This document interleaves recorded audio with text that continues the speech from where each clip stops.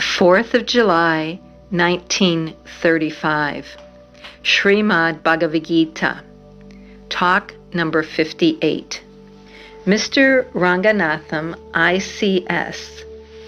In Srimad Bhagavad Gita, there is a passage. One's own dharma is the best. An alien dharma is full of risks. What is the significance of one's own dharma? Maharshi, it is usually interpreted to mean the duties of the orders and of the different castes. The physical environment must also be taken into consideration. Devotee, if Varna Ashram Dharma be meant, such Dharma prevails only in India. On the other hand, the Gita should be universally applicable. Maharshi, there is Varnashrama in some form or other in every land. The significance is that one should hold on to the single Atman and not swerve therefrom. That is the whole gist of it. Sva equals one's own, that is, of the self, of the Atman. Para means the others, that is, of the non-self, of the Anatman. Atma Dharma is inherence in the self. There will be no distraction and no fear. Troubles arise only when there is a second to oneself. If the Atman be realized to be only unitary, there is no second and therefore no cause for fear. The person, as one is now, confounds the non-self dharma with the self dharma and suffers. Let one know the self and abide in it. There is an end of fear, and there are no doubts. Even if interpreted as Varnashrama Dharma, the significance is only this much. Such Dharma bears fruit only when done selflessly. That is, one must realize that one is not the doer, but that one is only a tool of some higher power. Let the higher power do what is inevitable, and let me act only according to its dictates. The actions are not mine. Therefore, the result of the actions cannot be mine.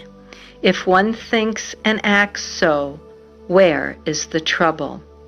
Be it Varnashrama Dharma or Lokika Dharma, worldly activities, it is immaterial. Finally, it amounts to this. Sva equals of the self, para equals of the non-self. Such doubts are natural. The orthodox interpretation cannot be reconciled with the life of a modern person obliged to work for his livelihood in different capacities. A man from Pundi interposed, saying, "Leaving all duties, surrender to me only," unquote. Sri Bhagavan said, all swarva is only of the non-self. The emphasis is on ekam only. To the person who has strong hold of the eka, one, where are the dharmas? It means, quote, be sunk in the self. Devotee, the Gita was taught for action. Maharshi, what does the Gita say? Arjuna refused to fight. Krishna said, so long as you refuse to fight, you have the sense of doership. Who are you to refrain or to act? Give up the notion of doership. Until that sense disappears, you are bound to act. You are being manipulated by a higher power. You are admitting it by your own refusal to submit to it. Instead, recognize the power and submit as a tool. Or, to put it differently, if you refuse, you will be forcibly drawn into it. Instead of being an unwilling worker, be a willing one. Quote, rather be fixed in the self and act according to nature without the thought of doership. Then the results of action will not affect you. That is manliness and heroism. Thus, inherence in the self is the sum and substance of Gita teaching. Finally, the Master himself added, if a person be established in the self, these doubts would not arise. They arise only until one is established there. Devotee, then of what use is such reply to the enquirer? Maharshi, the words still have force and will surely operate in due course. Talk number 59. A moulvi asked, how does sleep overtake one? Maharshi, if the enquirer knows who is awake in the wakeful condition, one will also know how sleep comes on. The inquiry arises only to the waking person and not to the sleeper. It must be easier to know the waking self than the sleeping self. Devotee, I know how I awoke, but I do not know how sleep comes on. I am aware of my wakeful state. For instance, if anyone takes away my stick, I prevent his doing so, whereas I cannot do so in sleep or in dream. The proof of wakefulness is evident. But what is the proof of sleep? Maharshi, your ignorance is the evidence of sleep. Your awareness is that of wakefulness. Devotee, my wakefulness is known by the opening of my eye, but how does sleep overtake me? Maharshi, in the same way as sleep overtakes you, wakefulness also overtakes you. Devotee, but I do not perceive how sleep comes on in the same way as I know my wakefulness. Maharshi, never mind. Devotee, please describe what is sleep without illustrations. Sleep by itself should be known. I want a real picture of sleep. Maharshi, such picture is sleep itself.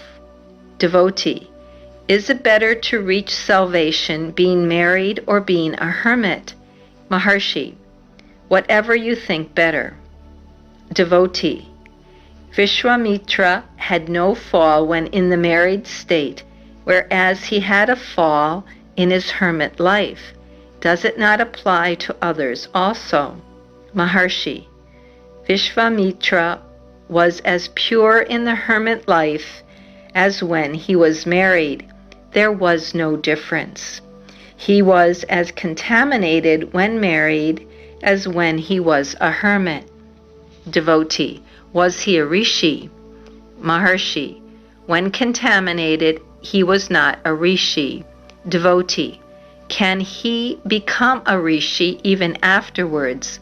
Maharshi, yes. By proper bhakti, he could become a good rishi.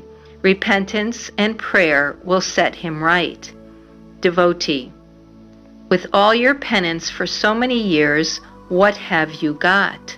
Maharshi, I have got what need be got. I see what need be seen. Devotee, can all see the same? Maharshi, I see only just what all do.